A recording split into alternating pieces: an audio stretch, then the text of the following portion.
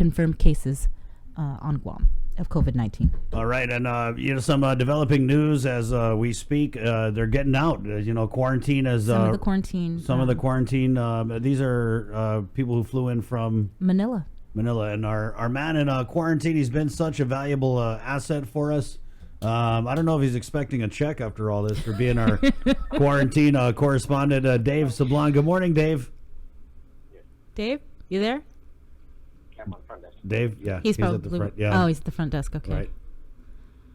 Right. So if you've been watching his videos, and I know people have, Mayor Hoffman was saying that he watched them. You've been following Dave's story. He came back from the Philippines, I think through Manila. Through Manila. Yeah, and he didn't have when he came in. The governor had just announced a mandatory protocol for everybody that was coming in from the Philippines, and so he didn't have the time to get that 72-hour medical clearance for COVID-19. So he came in and he went through the entire process at GIAA, and then next thing you know, he was on a bus and over to Days Inn. Right.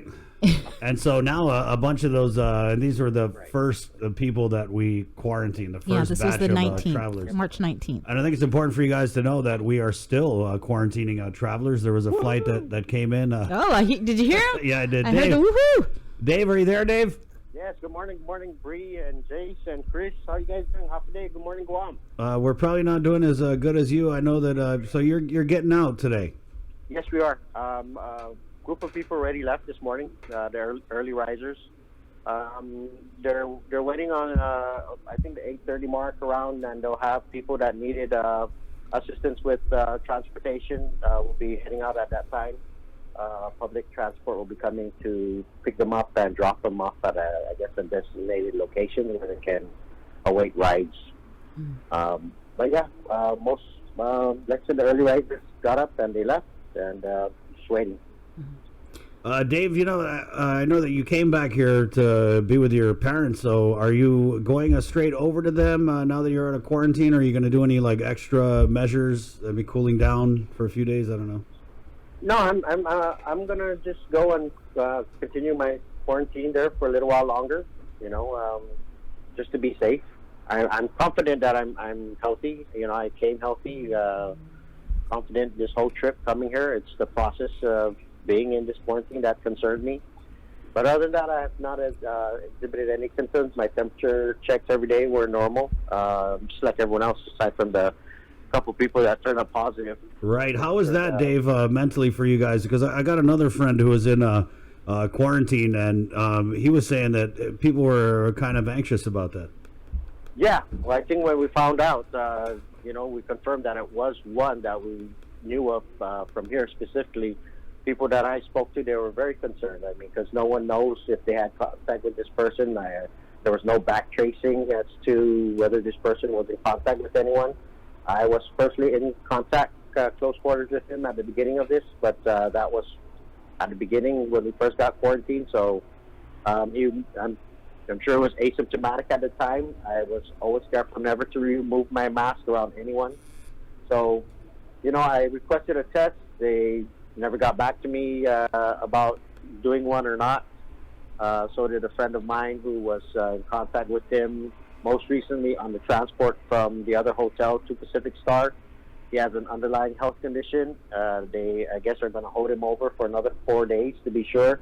They're still not going to administer a test according to him as of last night. But, he has an underlying health condition, and he's concerned because he had direct contact with this individual a little over a week ago. Dave, let me ask you this, to be fair, do you think, are you confident, and you think that people should be confident that the travelers that we're letting out of quarantine who haven't been tested for COVID-19 are clear and safe to be released out into the community? Man, that's a tricky question there. It's after 14 days, you should be okay from everything I've watched and researched.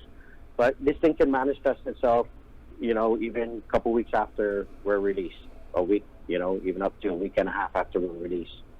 If they continue to just stay home and continue their quarantine and, keep their distance from their family members till that time, then if nothing, they don't show any signs, then I think they'll be okay. But this is a good start to show that, at least the first 2 weeks where it should manifest itself. At least the first 5 to 7 days. It should start showing signs. So it can give some sort of relief that you're on your way to a good health. But it's I don't know. Mm-hmm. I'm like I said, I'm confident because of all my Right. academic practices the last couple months. Right. All the way to my arrival here. I was only in Manila for 3 hours. I didn't mingle with anyone, so I didn't have contact with anyone that may have been a virus carrier from Manila. I was only in contact with people from Manila throughout the quarantine process because they put me in that situation. Right. But Dave, the governor during the press conference yesterday had said, I think she said something like people in quarantine are actually happy that they're in quarantine. Is that something that you would agree with? I'm happy that they're finally doing something to try and stop the flow of this virus into the community. They're able to catch people in the quarantine process that manifested signs and put them in isolation. So, that's a good thing, because otherwise, like you said, if they had gone home and they didn't show signs, and I hope everyone is honest, I'm not scared, because if you get it, you need to go and seek help and not deny it. You need to go and seek help. If you're in denial, you're just going to make everyone around you sick. Yeah, and I think Why do you that want to do that? that has to be said, because us Chamorros, we got a thing with going to the doctor, and a lot of times nobody want to go to the doctor until they're. I mean, you're seeing it with some of these COVID-19 positives. They're showing up at GMH presenting with already at the end stages of the virus. Yeah, because the individual that had contracted it here, he was sure he wasn't going to get it, and he ended up with it. So I'm sure his head is spinning.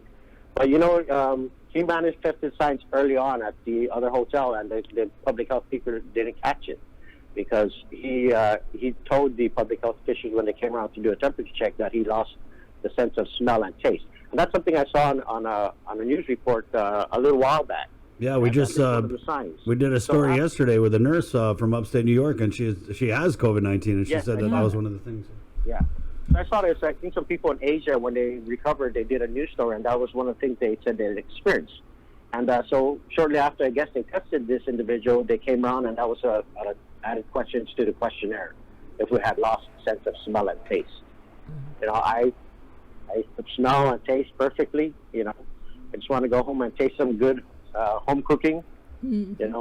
Are you going to be cooking? What's the first meal you plan on having? Before I came here, my dad had barbecued some ribeye and some T-bone steak, and I didn't get to try that. There's some beef stew that my dad makes that I love, so I think I'll have some beef stew. A lot of dry food here, want to eat something, more wholesome. Right. Yeah. I don't really care what it is, as long as mom and dad's home cooking right now. And then, I'll start cooking after that. I just want to have some good barbecue. I haven't had some good barbecue in a long time. There you go. I love barbecue. Good for you, Dave. I feel like you guys are all getting out of jail. The vibe, it's being like processing out, bro.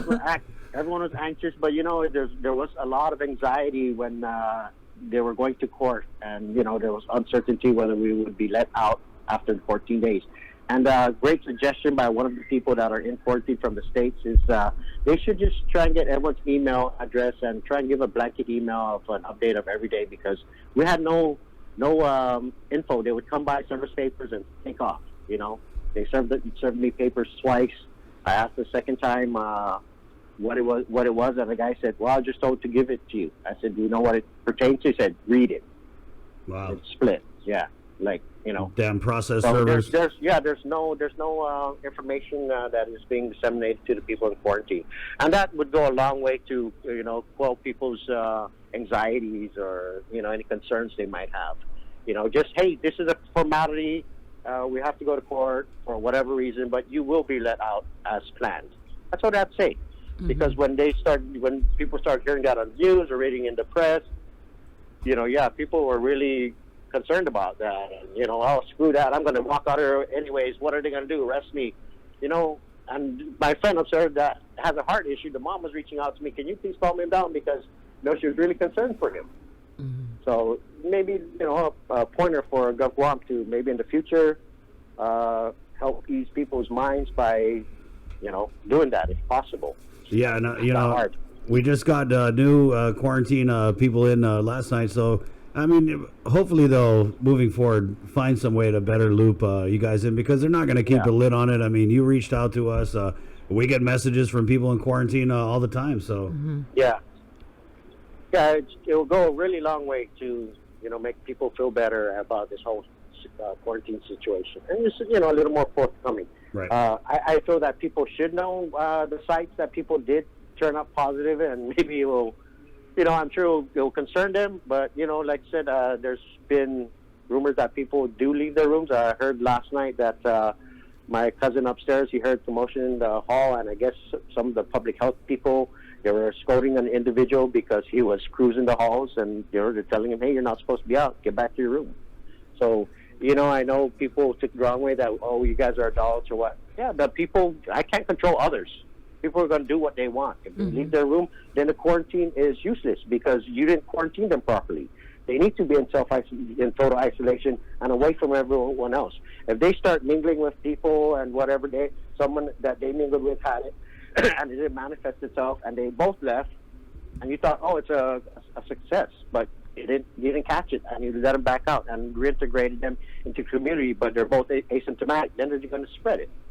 So it needs to be strict. And if it needs to be that people need to be put a guard on every floor to make sure that they stay in the room, then if that's what needs to be done for this quarantine process to be, successful, then that's what needs to be done.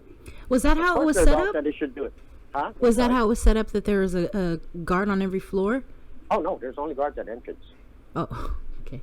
Like I said, if I want to go upstairs and hang out with someone, I could. Yeah, okay. I could walk down the hall. I mean, most of the time, the only time there's people in the hall is with, when they're doing your temperature checks or serving you your meals.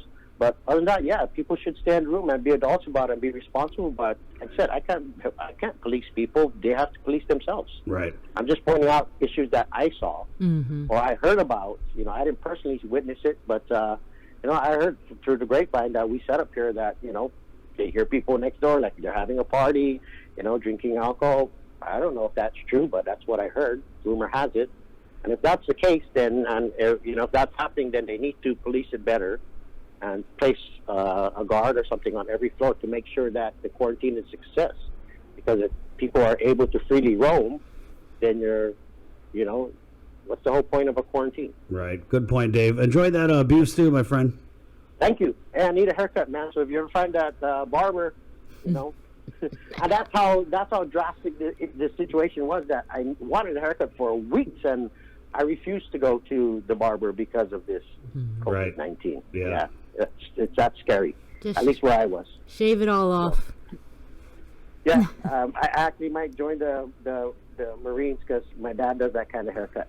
And send us a picture. Yeah. That's going to be my first thing. He's going to get cut in my hair. He's going to be so happy when you get a little flat top. Thanks, Dave. Okay, man, you guys take care. Take care. Okay, there you go. Wash your hands. Yes, That's always. right. Yeah. Right. Okay. Hey, he's our man in quarantine. Well, he was our man in quarantine. It's really interesting about that, Bria. Here's a guy who just spent 14 days, pretty much locked up in a hotel room.